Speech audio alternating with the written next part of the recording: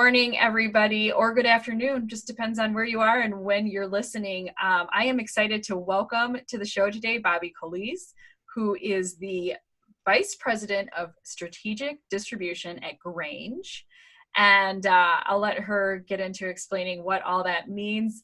But Bobbie and I met probably right after you started with Grange, but you were with Integrity. So you're specifically with that division of Grange.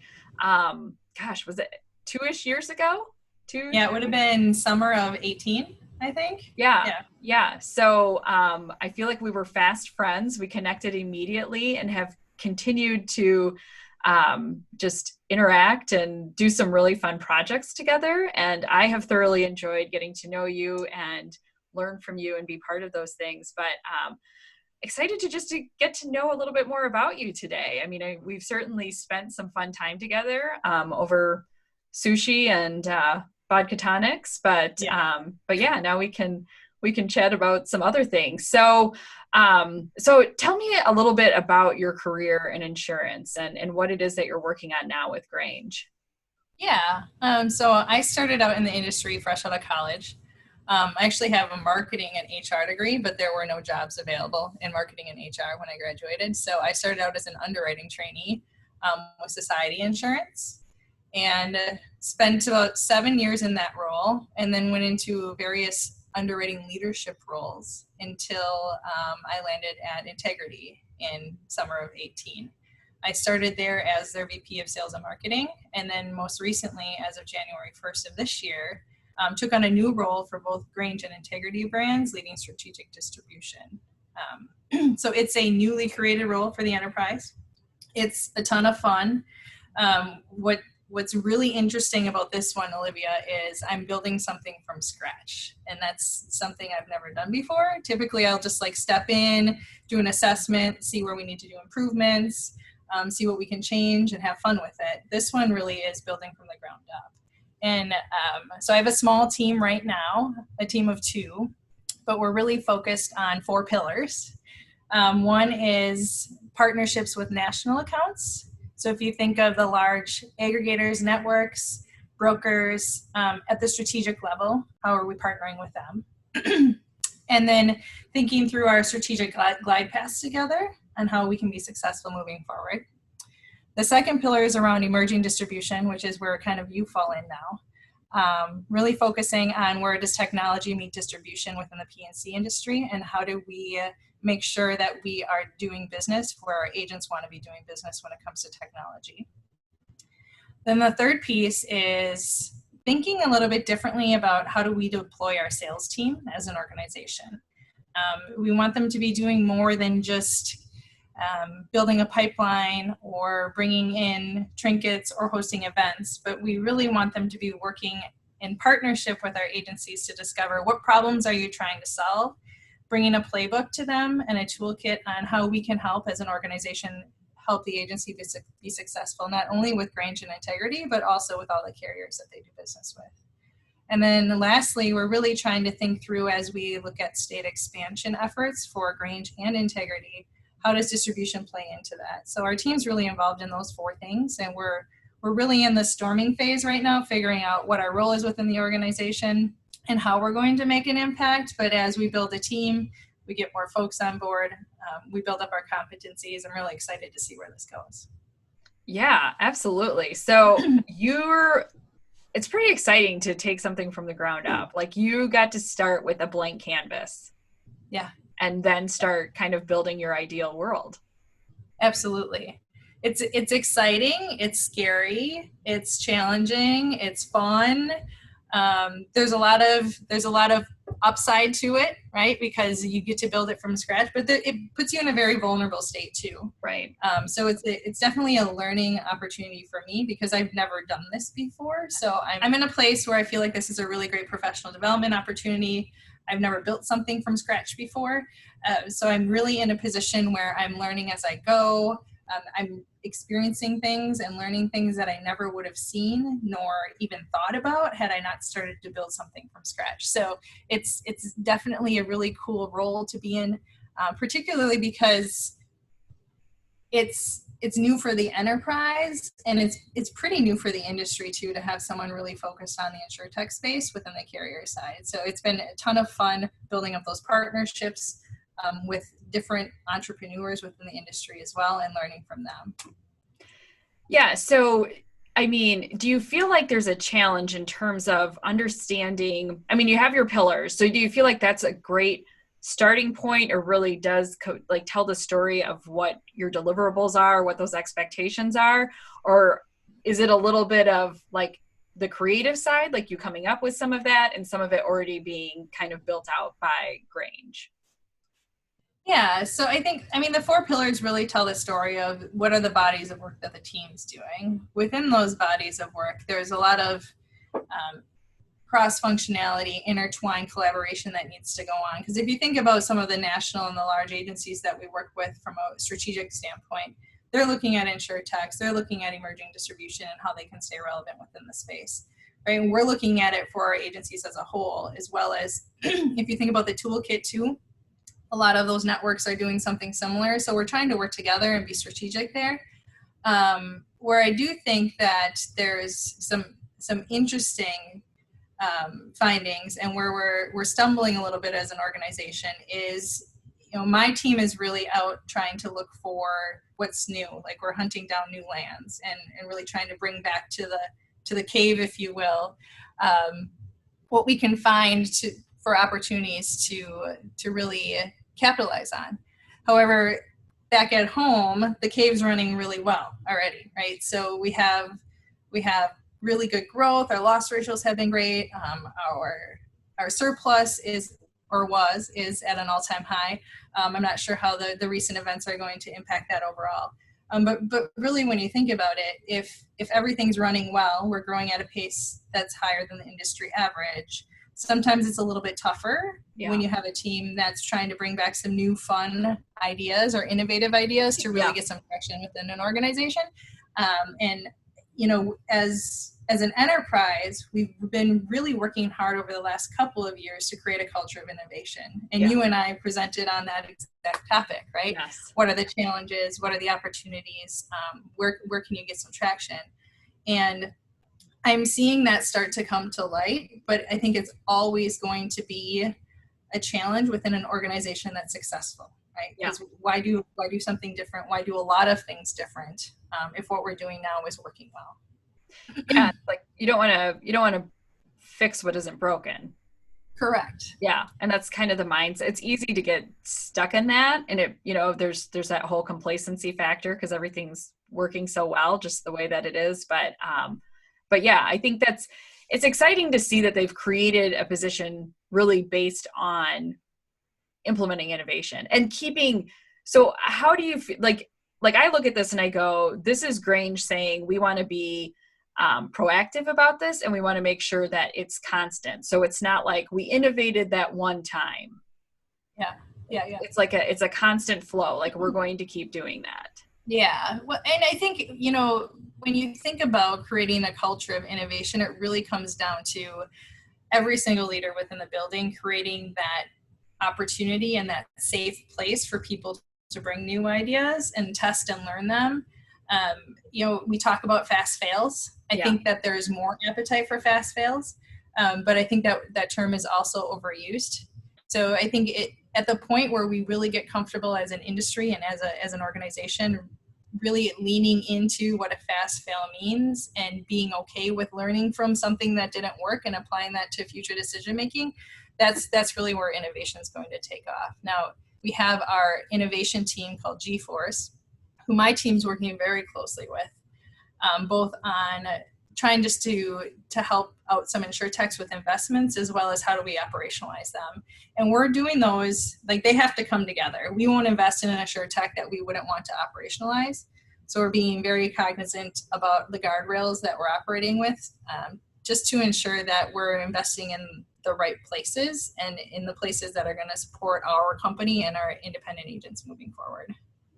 Yeah. So when you look at all of the things that you get to work on creatively and everything that's out there right now, is there like a specific project that you're just really jazzed up about, that you feel like either it's going to be a huge difference maker for the industry, or, you know, just for the company in terms of the way that you guys operate and the deliverables that you're able to then pass on to your agent partners? Like, is there something that you're like, this is it, this is a major game changer? You know, I think, so from a project standpoint right now, a lot of my focus is around building core capabilities that we can deploy moving forward, right? So we don't necessarily have all of the API connections ready to go that we need to in order for my team to be super successful. So shorter term, we're really like, what foundationally do we need? How can we take advantage of that? However, we're not ignoring what's going on in the market. And I think one of the coolest things that I'm seeing right now is just agents aggregating together, coming together to get smarter and operate their businesses differently around both data and technology. So in the past, you see agents come together because they wanted to maximize profit share, or perhaps for carrier access to markets, or maybe even just a perpetuation plan. But what you're starting to see, just the birth of these agents coming together and saying, let's put all our data together and let's use that data so we can all be successful and be smarter. And let's put this data together with a tech stack so we can use this tech stack to make sure that we're successful moving forward with changing customer expectations, with increased CI and, you know, continuous improvement and efficiencies within the agencies. So that's been fun just to kind of see that start to evolve. And I'm super excited to see where that goes. And I definitely want to make sure that we are front and center with the agencies that are working on that data piece and the tech piece. Yeah, that's what my team does, right? Yeah. What's that? Because that's what my team is doing. That's what we're doing. Yeah. There's just so much more thought sharing going on. I feel like nobody's assuming that they have all of the answers. They're recognizing the value of a collective and being able to really like share that information and say, oh my gosh, I didn't think about that. Why do you guys value that in your organization? And then really being able to say, yeah, that would be important for us as well, or that doesn't really match up with our business model. So, you know, so I feel like there's just some really good, meaningful conversations that are happening that are able to help everybody drive forward more successful than they were if they, you know, just tried to stay in their own lane and play in their own little sandbox. So so I think there's a lot of great sharing that's going on. And so it's fun to see those conversations happen, and they're happening everywhere, right? So it's not just like they're all getting together. Like I see the constant sharing on social media. Like it is I feel like it's very open and transparent in a way that is like we've just never seen before. Correct. And I think as you think through like even the last 15 years, you know, there was hesitancy from the insurance industry to do anything differently because they were doing fine, similar to what we were talking about earlier. Agents were making money, carriers were making money, everybody was just great. Until customers started to change their buying habits, that's when we're starting to react. Now, in that same time frame, when we weren't really reacting, we were also we're very protective of all of our data, right? Even as carriers, I remember thinking, well, we can't share our appetite broadly because people are going to see it and they're going to copy it, right? Everybody's going to steal it. Everybody wants this. Everybody wants it. Well, what's funny too is when I was in underwriting leadership, I would get an appetite guide that an agent would share with me from another carrier. And yeah, I'd refer to it every once in a while, but I wasn't taking that thing and copying it, right? We had our business model, our operations. And so I think agents are recognizing that too as well, that there's a lot to share to make their peers successful. And there's just a lot of business to go around. And I don't think that the competition is necessarily as crazy high as it used to be. I think it's more we're supporting each other to be successful, which is fun. It's a really fun environment to work in.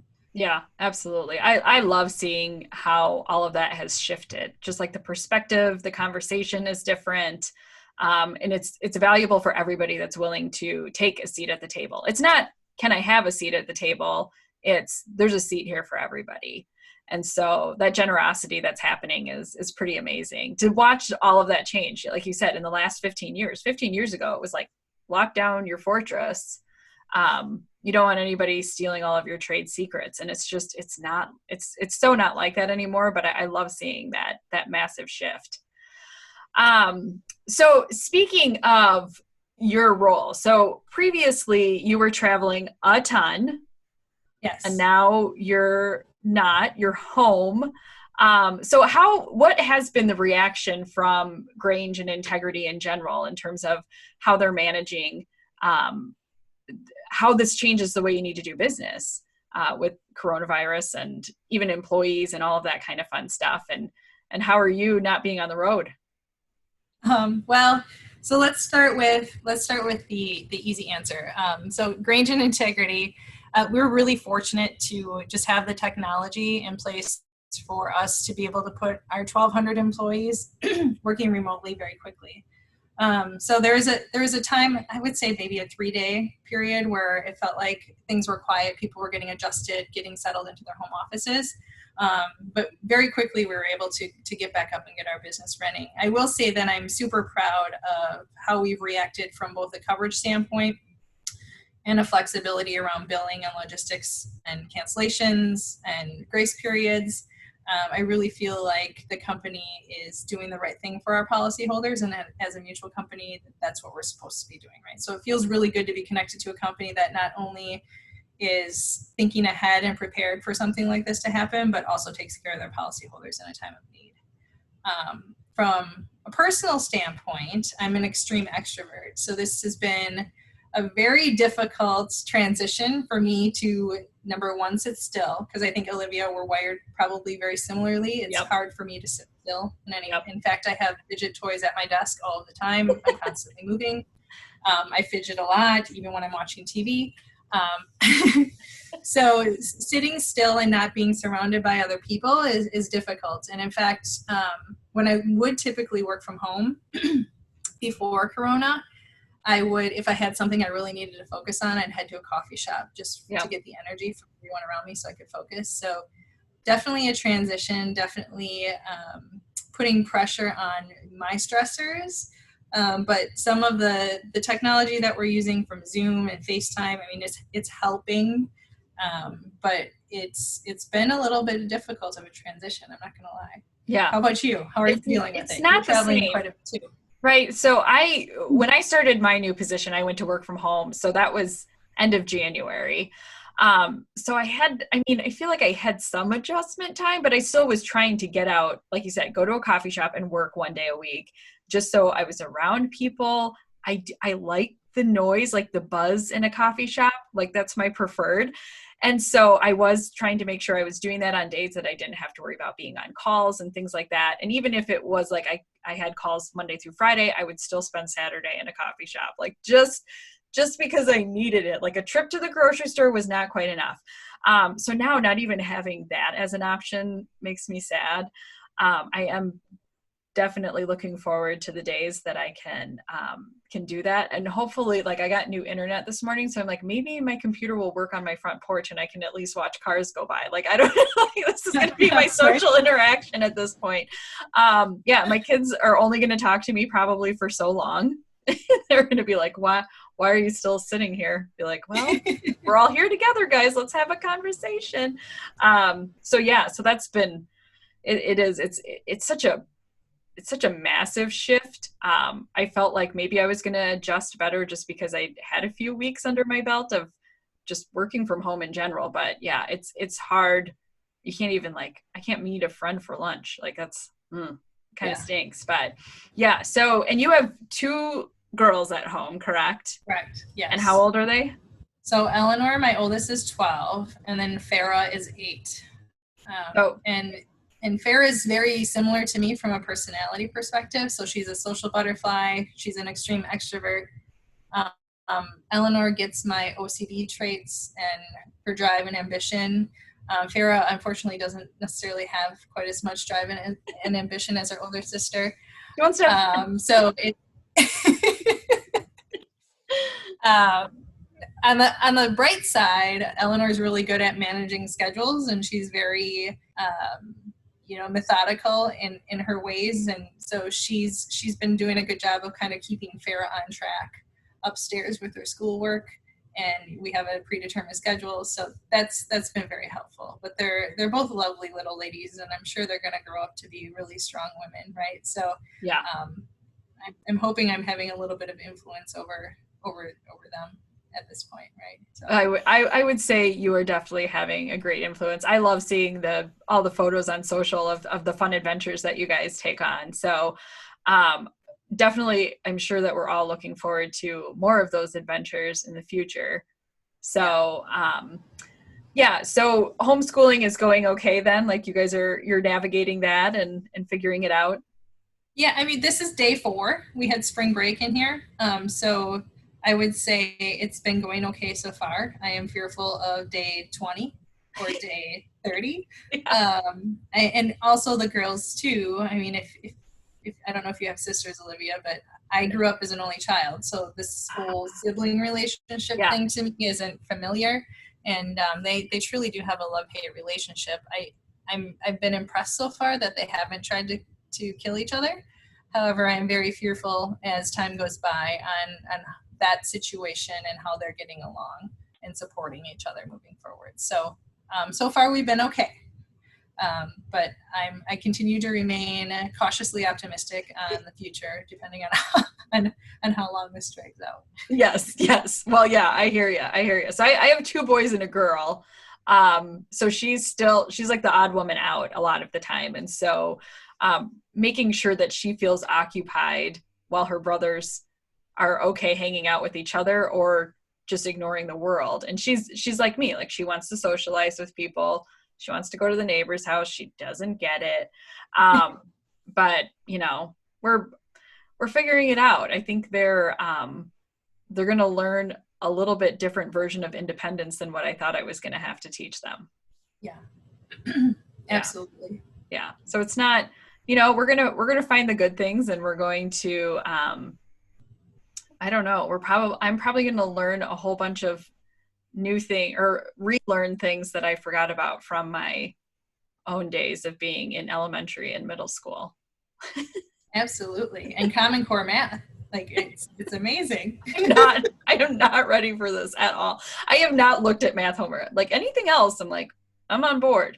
But yeah, I don't know. I'm just hoping that they feel somewhat educated by the time the end of May rolls around. Hope so. I'm praying that my kids go back to school at least a couple weeks before the end of the school year. So again, cautiously optimistic. Exactly. But hoping they at least get a little bit more time with their classmates and some social time before summer hits. Yeah. So I feel like that's the best we can do is just, remain cautiously optimistic. Yes. I'm a little bit blindly optimistic, to be perfectly. I'm like, nope, it's all going to go back. It'll be fine. Everything's going to be great. We'll be on vacation in no time. Like we'll be on the beach. Like, I don't know where I'm going, but I'm going to tell you that it is going to be a vacation with lots of people around me whenever it happens. Yes. I don't even know. Like, I thought everybody would want to travel. And then I hear people saying like, oh, I'm going to be a cautious traveler. I'm like, really? Because I'm going to be like, just bring in the hugs. Like, I have missed you. I don't even know who you are, but I missed you.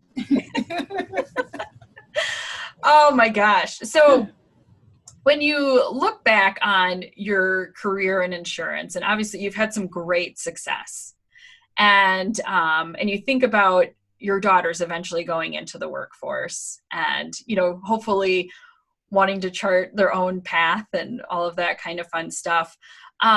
What kind of advice would you give a female starting out in the industry?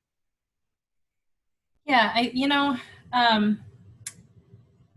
think what it really comes down to, and this might be my extroversion a little bit coming out, is really to make sure that you surround yourself with people that are super talented. When I think back to all of the amazing things that have happened within my career, it hasn't just been me, right? It's been a team of folks that have been around me. It's been some super awesome mentors that took me under their wing. It's been that amazing boss who wasn't afraid to give you constructive feedback, but knew how to give it to you in a way where you could consume it and then do something about it to improve yourself. But, most importantly, I think the biggest lesson that I've learned, and we hear this all the time, but it's so true, is you just really need to sit back and listen, especially as an extrovert who likes to talk and socialize. I've really found that a lot of the answers to problems we were trying to solve really came from the folks that were around me. And if you just sat back and give the opportunity in that safe environment for people to say to you candidly what needs to change, whether that's something within the operations or something that I'm doing as a leader or as an employee that I could be doing differently. If you give them that permission to be candid with you, you can really do some awesome things, because all of the knowledge is there. You just need to harvest it, right? So it's been a ton of fun. And the best part about this industry is the people. And kind of going back to a point that was made earlier, this industry is really kind of lame, to be honest, without the people. Like we're selling contracts to cover losses when something bad happens. I mean, it's needed and it's a necessary evil within our life and within our economics. However, without the people, it's really kind of boring. And I think even this COVID thing is enhancing that for me a little bit. Yeah. Without the people around you, without those relationships, without being able to travel and meet new people and network, it really does just become a contract and executing on it. So who has had the biggest impact on your life? When you look back on the mentors and the people that have brought you along through your career, can you think of, if you have your one, great. But if there's a couple, I'd love to hear about. I think I have a handful. The first person that comes to mind who gave me a lot of opportunities to participate in strategy, really pushed me hard to develop as a young insurance professional, was Bill Reeves. He was the VP of Commercial Lines and the COO at Society Insurance during my time there. And he really exposed me to a lot of higher level things. I was involved in strategic planning, I think, in my late 20s, early 30s. And it really gave me a lens into what it looks like to run an insurance operation and how to be successful. He not only did that, but he taught me a lot about leadership as well. The guy had, some tough times personally, and he was the most optimistic and positive person that you would ever see walking down the hallways. And just his ability to lift your spirits on any given day was amazing. And I took a lot of plays out of his playbook, to be honest, because I admired him so much through his leadership, not only in the insurance operations, but also in the people leadership. I've also had the fortunate opportunities to have two very strong female leaders be my boss during my career. One of those ladies, her name is Holly Lifke. She's now not in the insurance industry anymore, but she really understood me at my core, took the time to understand me at my core, and challenged me to be better. We had a very vulnerable relationship, and we talked a lot about vulnerability and how that can be a super asset. And when you get to that point with your boss, it really does become an opportunity for you to become better and to build yourself. And between her and my current boss, Jill Wagner-Kelly, it's been a tremendous opportunity for me to learn from them on how to be a strong woman within an industry that is full of a lot of strong men, and how to navigate through that successfully and maybe stub your toe a few times and learn from it. But they've both done incredible within their careers, and they've had a lot of wisdom and advice to share with me along the way. So, I think when I think through those three people, from a career standpoint, they've had a significant impact. And then, when personally, it really comes down to, obviously my parents have been awesome. My kids have taught me a lot about how to be a better person. And right. I mean, it's so funny how kids do that. You're like, I kind of look up to you, and, when they get the notes home from the teacher and you're like, oh, you did that? Like, why don't I do stuff like that? Like that. So I look at that stuff and I'm like, okay, like there's a moment of self-reflection that happens when I get those notes. Absolutely. Absolutely. So they're amazing. And then, they're just those people in your life on a personal basis, whether those are friendships. And something else that I've learned is, there's constant change, right? People change, organizations change, cultures change, friendships change over time, but there's folks along the way that have made a significant impact. And most of those folks either taught you a life lesson that was tough to get through, or they were back to the vulnerability piece. They're extremely vulnerable, transparent with you, with really great communication styles, and we're able to really forge a relationship that is mutually beneficial, right? And those are the folks that you really want to grab onto and keep close to your vest and keep in your small tribe, because those are the folks that are going to continue to make you better moving forward. Yeah, my daughter's first grade teacher explained, and I'm going to get it wrong, but she was talking about how you have your friends that you can count on one hand. And what was it? She used some other body part. This is horrible, but it was like your hand friends, and then you have like the ones that are more, they're more at an arm's length in your life, but it's like a bigger group. But like having that core 5 that always feels very close to you, it's so valuable. Like if you could, I have 2 more questions for you. How do we get more females? Like, how do we encourage them into leadership positions? Because the stats are out there that if women don't feel like they meet most of the qualifications, like they don't go for it. So I feel like you've been encouraged so much in your path that you've just been like, you just go for it. Yeah. And I don't remember what my second question was now. So let's dig into that one. Oh my gosh, I just totally lost it. But how do we encourage more women to pursue leadership? I was reflecting on this the other day, and one of the things that I've noticed throughout my career is women can be good leaders, and those that have the potential to be good leaders are right in front of us. But typically they don't have the confidence to move forward with it. And one of the things that I've been working really hard with when I have someone who I think is high potential, who's a female on my team, and male as well, but our females definitely have different challenges, right? Is to really try to find ways for them to not only build their confidence, but build their brand within the organization, right? And so that really comes with counsel. It comes with understanding how to be agile within the organization. It comes with understanding what type of politics you're dealing with. And so, I mean, that's the biggest piece, I think, is the confidence piece. And then the ability to manage your emotional intelligence to a point where you can still be assertive, but not come off as a bull in a china shop. Yeah.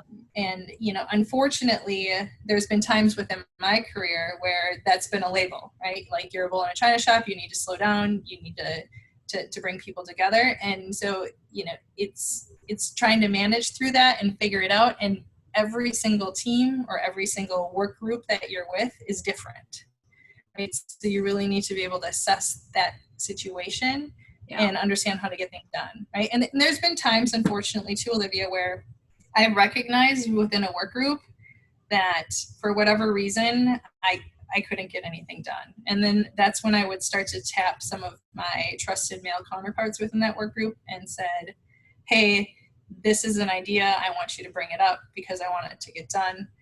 So it's really, how do you navigate through? But back to your original question, it really comes down to building their confidence and helping them build their brand.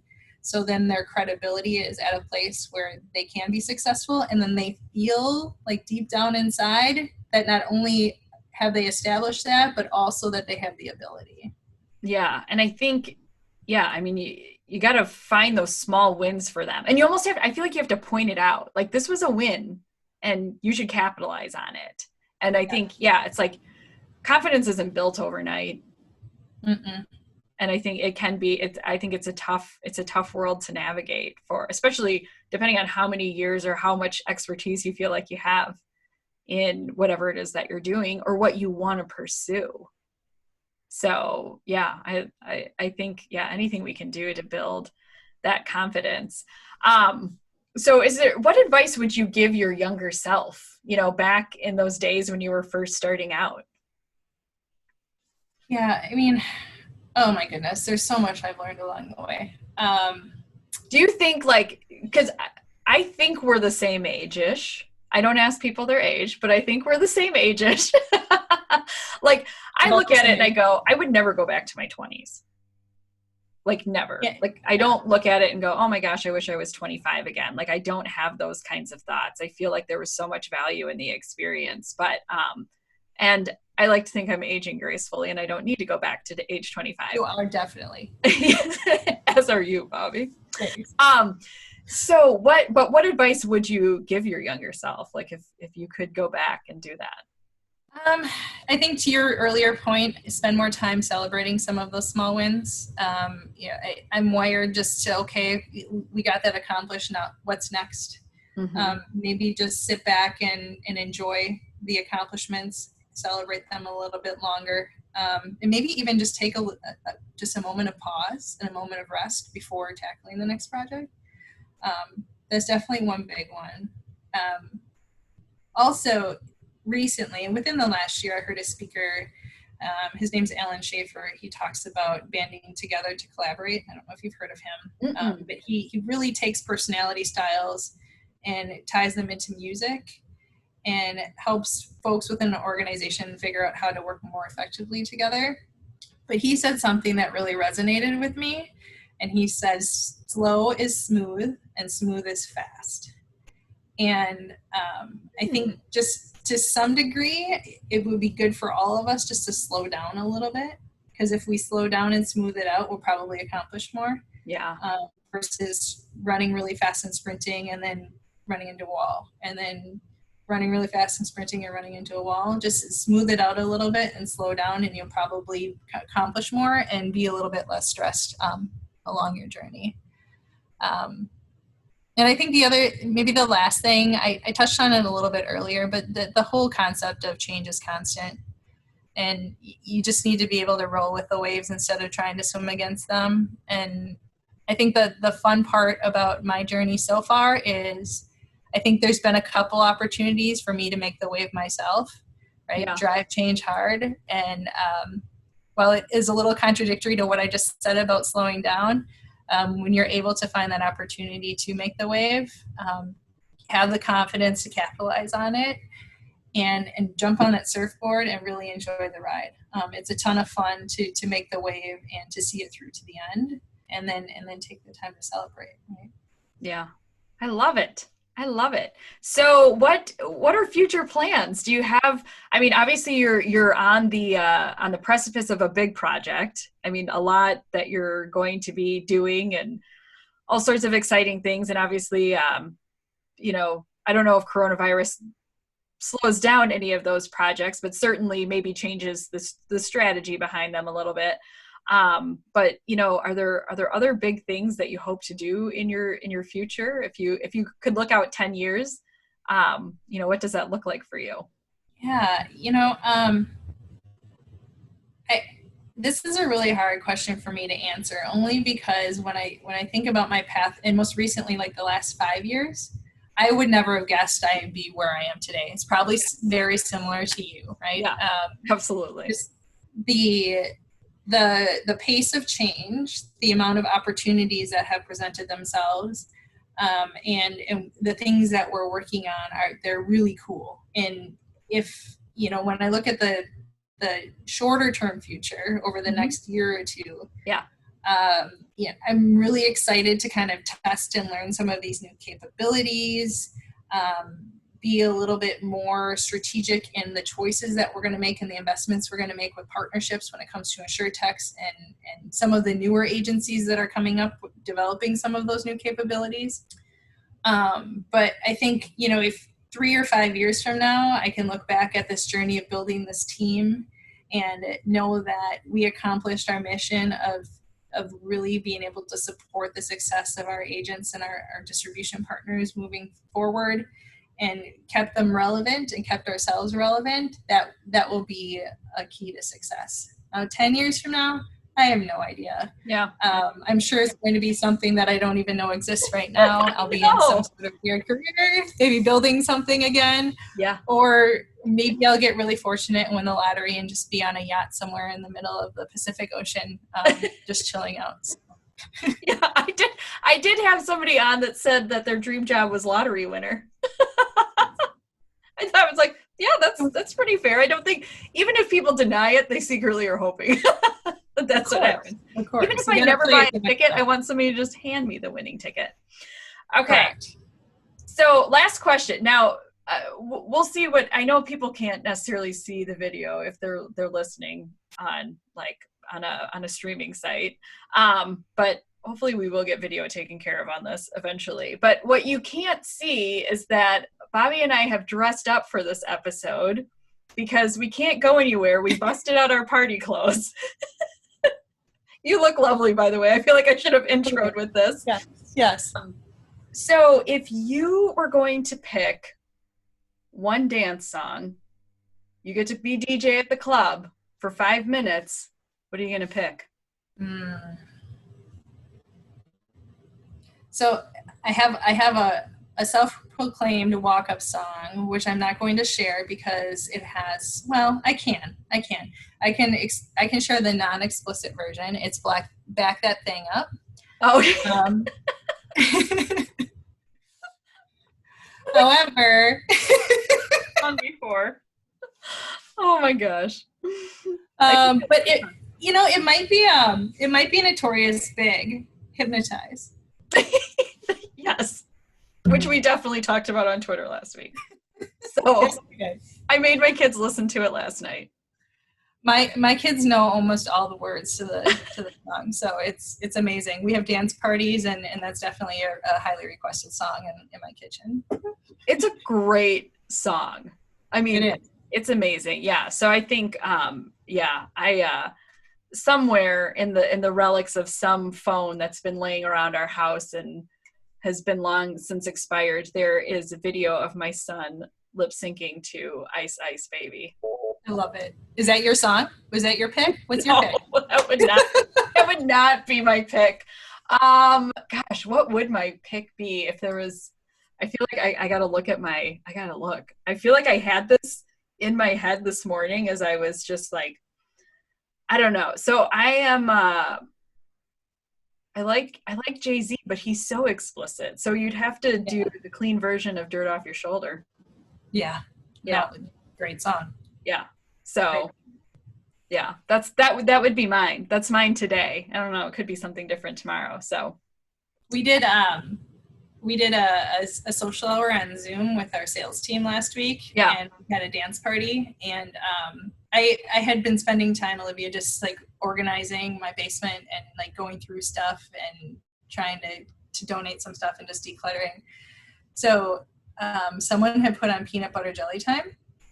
Well, if you're a fan of Family Guy, you know that there's a costume that usually accompanies that, and I happen to have one in my basement, and I knew exactly where it was. So in an instant, I was in a banana costume, and we were having a dance party on Zoom last week. So that was a ton of fun. So that's how my extrovert is dealing with this whole isolation piece. Yeah, I'm going to like make my bedroom into a club. Like I'm going to get a disco ball and lights. My son asked for like lighting for his room so that he could make it a little more fun than it is right now. And I was like, I don't want to buy this stuff for you, but I also totally get it. Like we're trying to find our own little coping mechanisms and the way that we're creating joy in really difficult times. So I'm like, I'll get it for you. I need to support his creativity, and Lord knows that he can't have anybody in there with him. So don't have to worry about like he's throwing a party in his bedroom or anything like that. So yeah, but that's awesome. Well, I am so glad that we got to catch up today. Thank you so much for your time. I know that even though we're not traveling, we still have all of the obligations. We're covering all of the bases plus more, and more Zoom meetings. I'm sure you have more Zoom meetings today. I have a couple more today myself. Yeah, it's constant. Thank God for Zoom. It's a blessing and a curse, right? Exactly. Exactly. Well, I appreciate it so much. Thank you for being generous with your time and your thoughts. And I look forward to seeing you in person again soon. But until then, I will have to just see you through social. Yes. Well, thank you for the invite. I had so much fun. It was great to see you. And thanks for getting me out of yoga pants and snooky buns and into a nice dress. Yes. I I am wearing all of my dresses every day. Like, people think I'm crazy, but I'm just like, no, I got to get this stuff out. I bought this stuff. I got to use it. I love it. I love it. Well, in the meantime, stay awesome, Olivia. It was great to be a guest.